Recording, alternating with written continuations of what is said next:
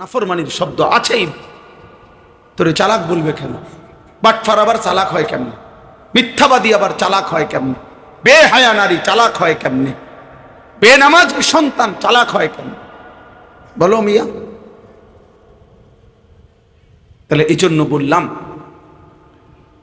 মনের চাহিদার যে অনুসরণ করে, কারো সোহবত নাই, সান্নিধ্য নাই, কোনো আলেমে দ্বীনের তত্ত্বাবধান নাই, নিজের মতো করে যে বড় হয়, নিজের মতো করে যে তার জিন্দেগি চালায়, এই জীবন হাইওয়ানের জীবন, এই জীবন জানোয়ারের জীবন। যদি বলেন এর চাইতে জঘন্য কথাও আছে কোরআনে, এর চাইতেও ভয়ানক কথা আছে কোরআনুল কারীমের সূরা আরাফে।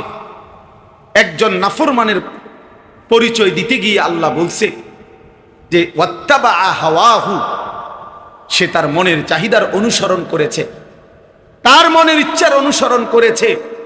আল্লাহ বলে ওই নাফরমান তাহলে কি হয়ে গেছে তখন? ফামাসালুহু কামাসালিল কালব।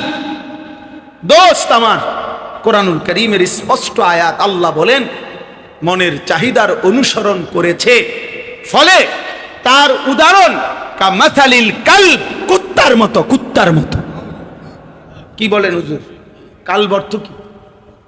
কুত্তার মতো বেটা।